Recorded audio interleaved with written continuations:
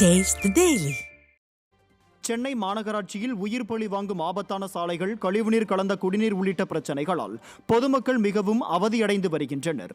மயிலாப்பூர் பகுதியில் பாழடைந்த சமுதாய நலக்கூடம் இடிக்கப்பட்டு பல மாதங்களாகியும் இதுவரையில் புதிய சமுதாய நலக்கூடம் கட்டப்படவில்லை.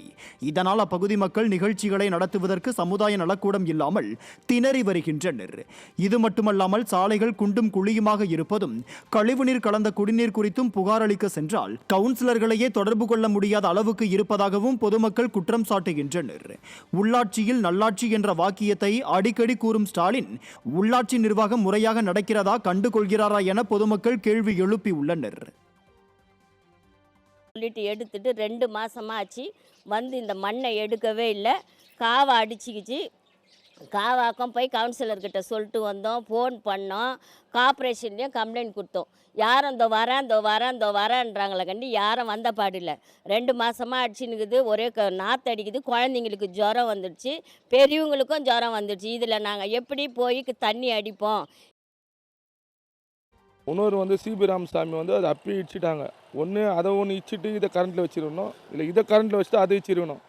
ரெண்டுமே ஏக்டமில் இச்சு போட்டு நீ மக்கள் கோயில்லையோ இல்லை எங்கன்னா ஒரு காலி இடத்துலையோ ஒரு நிகழ்ச்சியோ இல்லை வேறு ஒரு ஏதோ ஒரு சுப நிகழ்ச்சியோ ஏதோ ஒரு நடத்துறதுக்கு ரொம்ப சிரமப்படுறாங்க. இதுக்கு கவுன்சிலர்கிட்ட பல முறை மனு கொடுத்தாச்சு. அவங்கள பார்க்கவே முடியாது. போனால் ஆஃபீஸும் பூட்டிருக்கோம். அந்த மனு எடுத்து வெளியே சொல்லிட்டு வந்துடணும்.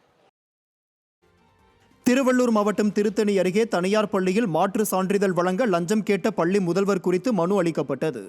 திருத்தணி வட்டாட்சியர் அலுவலகத்தில் நடைபெற்ற கூட்டத்தில் சோளிங்கரைச் சேர்ந்த ஜமுனா என்பவர் அளித்த மனுவில், ஆர்கேபேட்டை சமத்துவபுரம் பகுதியில் இயங்கி வரும் தனியார் பள்ளியில் தந்தையை இழந்த தனது குழந்தைகளுக்கு பள்ளி நிர்வாகம் கட்டணமின்றி இலவச கல்வி வழங்கி வந்தனர்.